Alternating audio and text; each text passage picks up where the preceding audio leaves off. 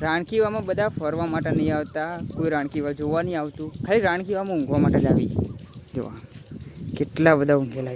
Good morning મારી YouTube ફેમિલીને, કેમ છો? બધા મજામાં જ છો ને? આજે આપણે ઈચ્છા થઈ હતી કે રાણકી વાવ જોવા માટે, તે આપણે સરસ મજાની એવી રાણકી વાવ જોવા માટે આવી ગયા છીએ અને તમને પણ સરસ મજાની એવી રાણકી વાવ બતાવશું. અમારા વિડીયોને એન્ડ સુધી તમે બનાવી દેજો, બહુ જ મજા આવવાની છે. અને આ રાણકી વાવ અમે બીજી ફેર જોવા માટે આવ્યા છીએ અને તમને કદાચ ખબર હોય તો કહેજો રાણકી વાવની ઇતિહાસ. હું તમને મને જેટલો ખબર હોય એટલો તો હું તમને કહી જ દઈશ. હવે જઈએ આપણે રાણકી વાવ જોવા માટે. ફાઇનલી અમે આવી ગયા છીએ સરસ મજાનું રાણકી વાવના પાર્કિંગ ઉપર આવી ગયા છીએ. સરસ મજાનું અમારું એક્ટિવા પણ પાર્કિંગ થઈ ગયું અને હવે જઈશું અંદર ટિકિટ લેવા માટે. પેલી તમે ટિકિટ બારી જોઈ રહ્યા છો, એ ટિકિટ બારી આઈકન ટિકિટ જમા કરીને અંદર જઈશું. ચાલો જઈએ આપણે અંદર.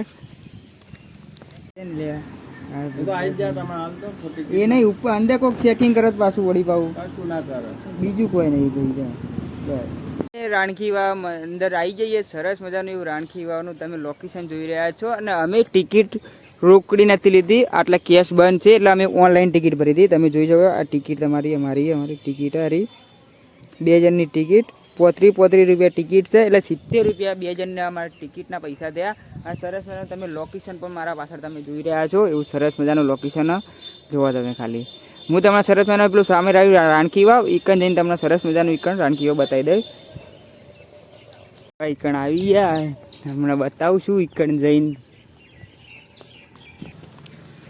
તો તમે જોઈ શકો છો એવું સરસ મજાનું રાણકી વાવનું સીન આવ્યો.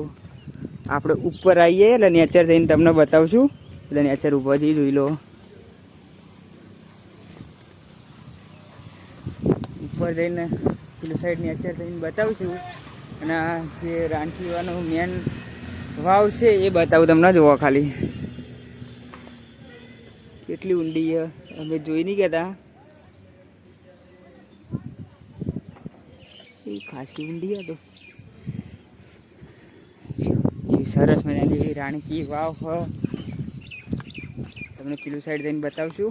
વાવ દેખવા માટે આવી ગઈ છે. તમે જુઓ, તમને અંદર જઈને બતાવું ખાલી વાવ જોવા. તમે સરસ મજાનો વ્યૂ જોઈ રહ્યા છો. પાછળનો પણ તમે વ્યૂ સરસ મજાનો જોઈ રહ્યા છો. સરસ મજાનો પવન આવી રહ્યો ઠંડો ઠંડો. એમ હું તમને સરસ મજાનું બતાવું. અને આ વાવની મેન વાત એ છે કે આપણા સોની નોટના પાછળ પણ લાગેલી છે વાવ. આ રાણીકી વાવ રહી એ રાજાના મર્યા પછી રાણીએ ખુદ બનાવેલી છે, કે જે રાજાના યાદમાં બનાવેલી છે. એવી સરસ મજાની રાણીકી વાવ છે. અને આ વાવ રહીને એ રાણી ઉદયમતીને બનાવી હતી. એવી સરસ મજાની એવી વાવ બની.